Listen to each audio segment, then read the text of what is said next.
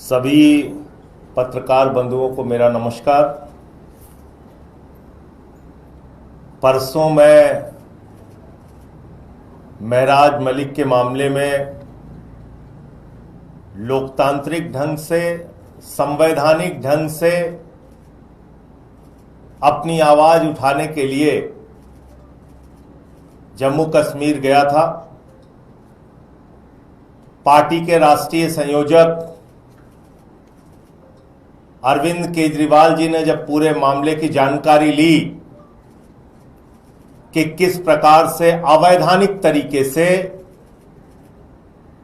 कानून को ताक पे रख के महराज मलिक को गिरफ्तार किया गया है, जो हमारे एकमात्र एमएलए हैं जम्मू कश्मीर में, तो अरविंद केजरीवाल जी ने कहा कि आपको जम्मू कश्मीर जाना है और इस पूरे मामले में महराज मलिक के हक में आवाज उठानी है। मैं और मेरे साथ जम्मू कश्मीर के प्रभारी इमरान हुसैन साहब, जो हमारे पूर्व मंत्री हैं, वो दोनों लोग जम्मू पहुंचते हैं। वहां हमने कार्यकर्ताओं के साथ बातचीत की। कार्यकर्ताओं का धरना था, धरने में शामिल हुए, प्रेस कॉन्फ्रेंस किया, महराज मलिक के पिताजी से, उनके परिवार से मुलाकात हुई और पूरा मामला समझा। और ये पूरा मामला जब आप जानेंगे तो आपको ये बिल्कुल साफ हो जाएगा कि पुराने जमाने की कोई उपन्यास तैयार की है भारतीय जनता पार्टी के प्रशासन ने। कोई मनोहर कहानियां लिखी हैं महराज मलिक के खिलाफ मोदी जी के और अमित शाह जी के द्वारा चलाए जा रहे प्रशासन ने। यह है उसकी कॉपी, यह मैं आपको दे दूंगा। आप पढ़ेंगे तो आपको भी हंसी आएगी। 18 एफआईआर का जिक्र किया गया, 18 एफआईआर का। और वो किस प्रकार के एफआईआर है? वो एफआईआर है जनता के मुद्दों को उठाने के एफआईआर। और कब के एफआईआर है? 2014 का एफआईआर, 2016 का एफआईआर, 2021 का एफआईआर, 2023 का एफआईआर, 2024 का एफआईआर।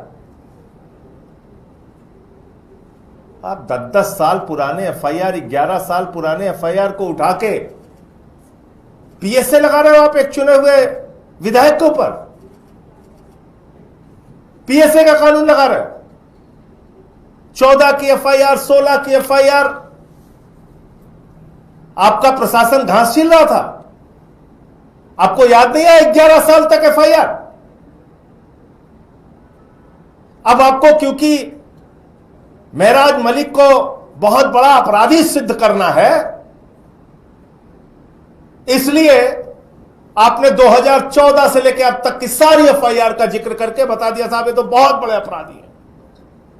7-8 तो ऐसे मामले हैं जो पुलिस ने रजिस्टर किया, उस पर आगे कोई कार्रवाई नहीं की। आप पीएसए लगा रहे हैं। जम्मू कश्मीर के इतिहास में महराज मलिक पहले ऐसे विधायक हैं जिनके ऊपर पीएसए का कानून लगाया गया। पहले तो केजरीवाल साहब ने कहा, जब मैंने उनको पूरी जानकारी सारे मामले को समझने के बाद दी, कि सड़क से लेके संसद और सुप्रीम कोर्ट तक महराज मलिक के हक की लड़ाई लड़नी है और उनको न्याय दिलाने की लड़ाई लड़नी है। नंबर 1। अब क्या दावा किया जाता है केंद्र सरकार द्वारा, मोदी जी के द्वारा, कि जम्मू कश्मीर में बिल्कुल अमन और चैन है, चारों तरफ शांति है, कुछ गड़बड़ नहीं है। मैं पहुंचा श्रीनगर, वहां भी मुझे धरना देना था, वहां मुझे प्रेस वालों से बातचीत करनी थी, वहां अपने कार्यकर्ताओं के साथ बैठना था, तो मुझे हाउस अरेस्ट कर लिया गया। जिस गेस्ट हाउस में रोका गया था वहीं पे मुझे अरेस्ट कर लिया गया और कहा गया आपको किसी से भी मिलने की इजाजत नहीं है। यह है जम्मू कश्मीर की स्थिति, यह है वहां का लोकतंत्र और यह वहां का संविधान है। एक सांसद को बाहर निकलने की इजाजत नहीं है और बताया नहीं जा, और साथ में हमारे विधायक इमरान हुसैन भी थे, उनको बताया भी नहीं जा रहा है कि आपको क्यों रोका गया है। और इतना ही नहीं, जम्मू कश्मीर के कई बार मुख्यमंत्री रह चुके, केंद्र में मंत्री रह चुके, कई बार सांसद रह चुके फारूक अब्दुल्ला साहब यह खबर सुन के मिलने के लिए गेस्ट हाउस में पहुंचे, उनसे भी नहीं मिलने दिया गया।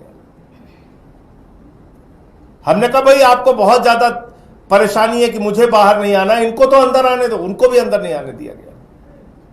मैं गेट पे खड़ा होकर कह रहा हूं कोई अधिकारी अंदर तो आ जाओ, मुझे बता तो दो क्या वजह है, मुझे क्यों नहीं जाने दे रहे हो। कोई अधिकारी भी अंदर नहीं आ रहा है।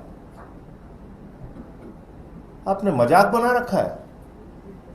मुझे गेट पे खड़े होके फारूक अब्दुल्ला जी से बात करनी पड़ी, जिनकी पार्टी की वहां पे सरकार है, जिनका बेटा वहां का चीफ मिनिस्टर है। उस व्यक्ति को अंदर आने की इजाजत नहीं है।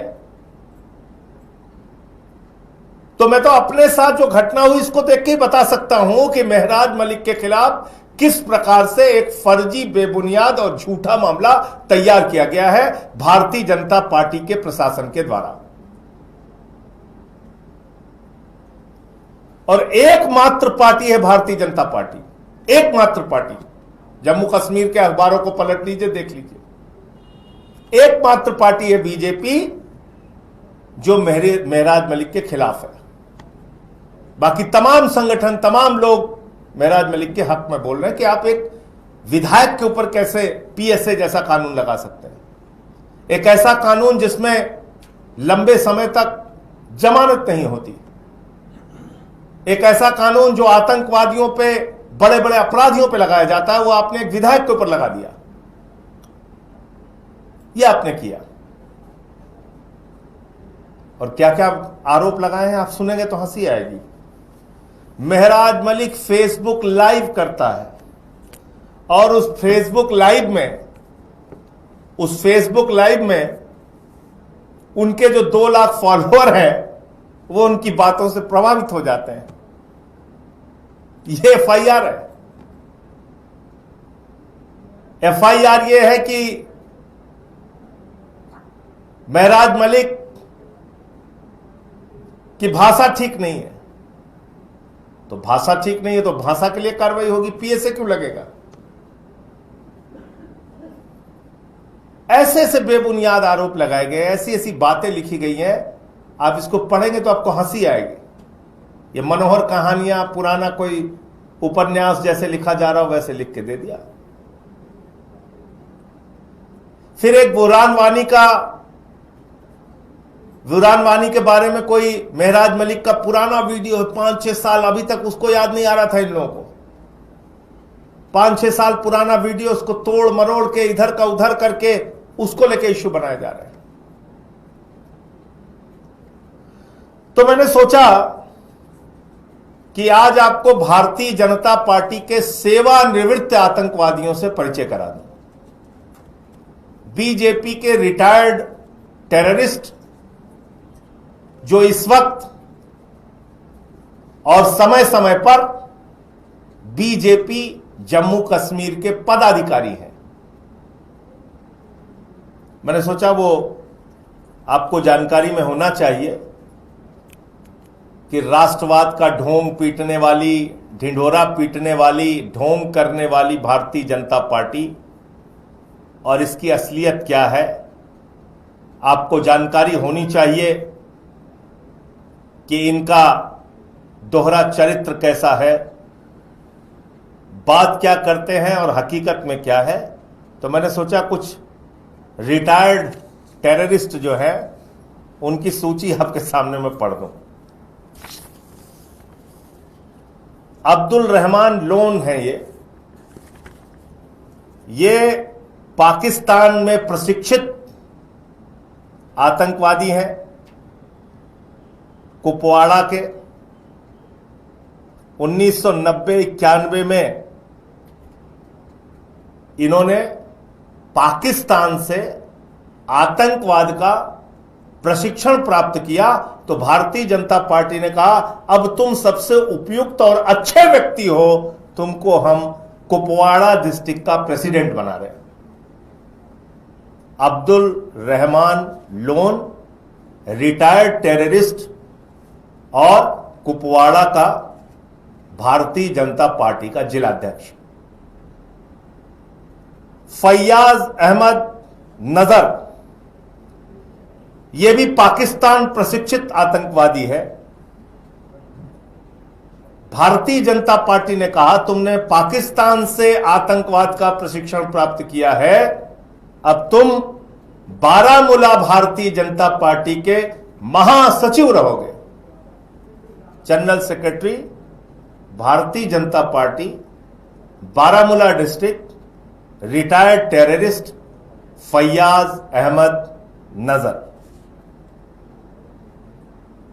तीसरा नाम है अब्दुल रहमान टिकरी। यह भी अल बर्क और अल जिहाद नाम के आतंकवादी संगठनों से जुड़ा रहा है। बाद में इसने सरेंडर किया और सरेंडर करने के बाद इसने राजनीति ज्वाइन करना चाहा, तो भारतीय जनता पार्टी ने कहा कि तुम दो संगठनों में, आतंकवादी घटनाओं में, आतंकवादी संगठनों में, तुम दो संगठनों में काम कर चुके हो, तुम हमारे लिए सबसे उपयुक्त और अच्छे व्यक्ति हो और तुम्हें हम बांदीपुरा डिस्ट्रिक्ट का प्रेसिडेंट बना रहे हैं। Bandipora. Abdul Rahman Tikri retired terrorist, district president Bandipora. आगे का नाम है अब्दुल मजीद मीर। अब्दुल मजीद मीर यह पाकिस्तान प्रशिक्षित आतंकवादी है। 1990 के दशक में इसने पाकिस्तान से आतंकवाद का प्रशिक्षण लिया।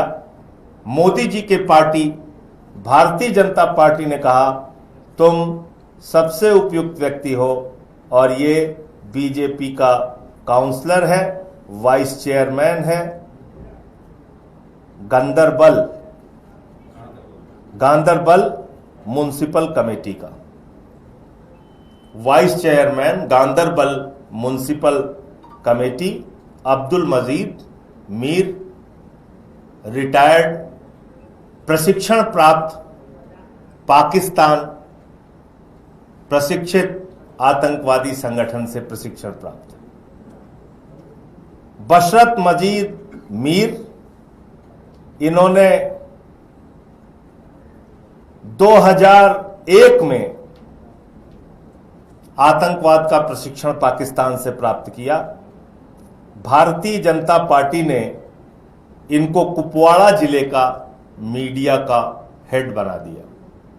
बीजेपी ने कहा तुमने पाकिस्तान से आतंकवाद का प्रशिक्षण लिया है 2001 में, हमारे लिए सबसे अच्छे व्यक्ति हो, तुमको हम डिस्ट्रिक्ट मीडिया का प्रेसिडेंट बना रहे हैं कुपवाड़ा का।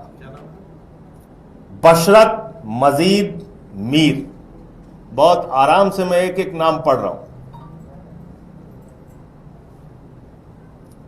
अब एक अगला नाम है गुलाम मोहिद्दीन सूफी।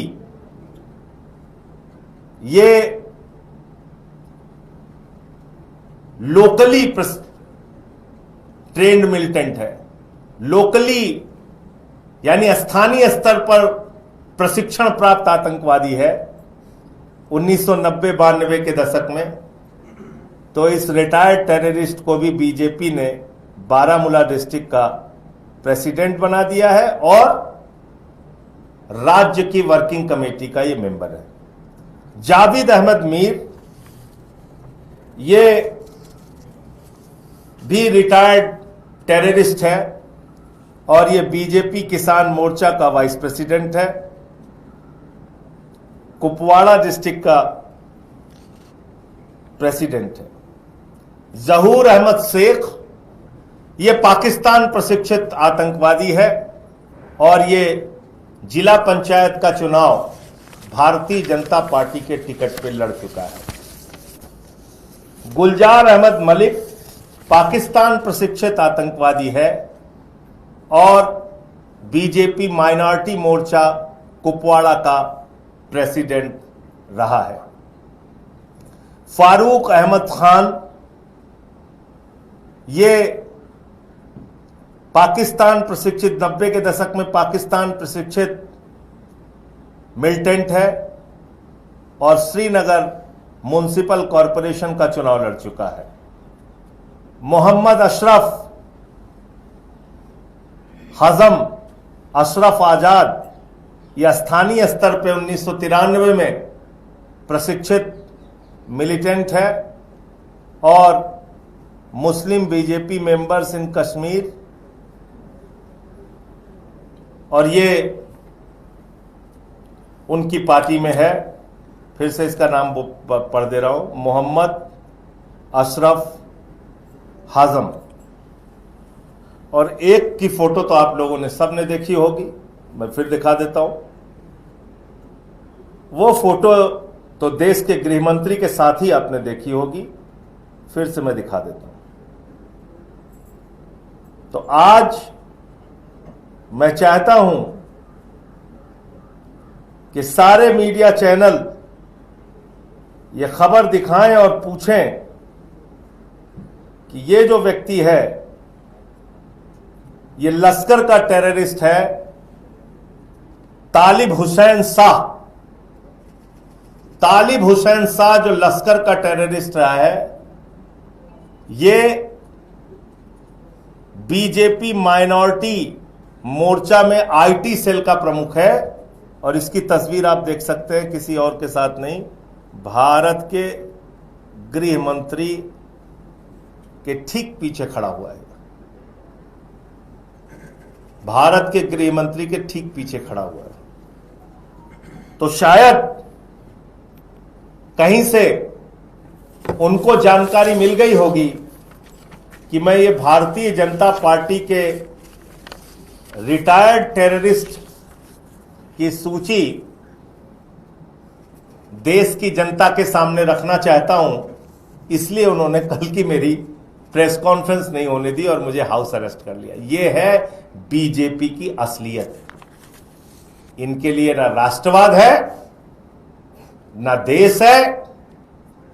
कोई भी व्यक्ति इनके पास चला जाए, मैं तो बार बार कहता हूं, सिर्फ दाऊद इब्राहिम का बीजेपी में शामिल होना बाकी रह गया है। बाकी इनको किसी से भी परहेज नहीं है। किसी को भी अपनी पार्टी में शामिल कर सकते हैं और दूसरों के ऊपर सवाल उठाते हैं, दूसरों की राष्ट्रभक्ति पे सवाल उठाते हैं। लोकतांत्रिक तरीके से, संवैधानिक तरीके से चुना हुआ विधायक है मेहराज मलिक और उसके खिलाफ जो कार्रवाई हो रही है, उसकी लड़ाई हाईकोर्ट से लेकर सुप्रीम कोर्ट तक और सड़क से लेकर सदन तक आम आदमी पार्टी लड़ेगी। मुझे इतनी बात कहनी थी। आपका कोई प्रश्न हो तो आप पूछ सकते हैं।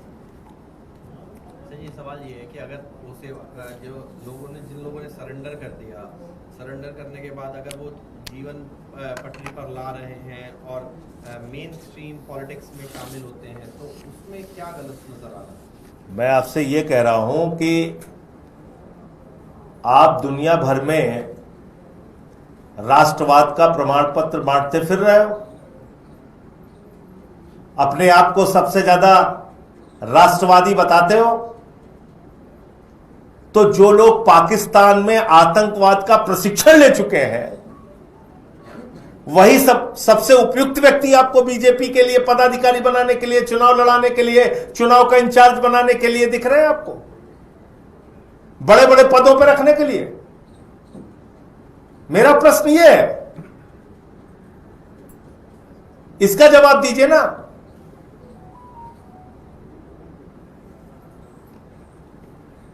धन्यवाद। एक सवाल और है महराज के मामले में, क्योंकि अब खुद आपने बताया कि अभी जो है सुनवाई नहीं, तो किस स्तर पर शुरुआत कर रहे हैं आप वहाँ पे? क्या सुप्रीम कोर्ट में ये केस आप लोग ट्राई कर रहे हैं? और क्योंकि कल देखिए, पहले तो हाई कोर्ट में जाना पड़ेगा और हाई कोर्ट के बाद फिर आप कहीं और आगे के बारे में सोच सकते हैं।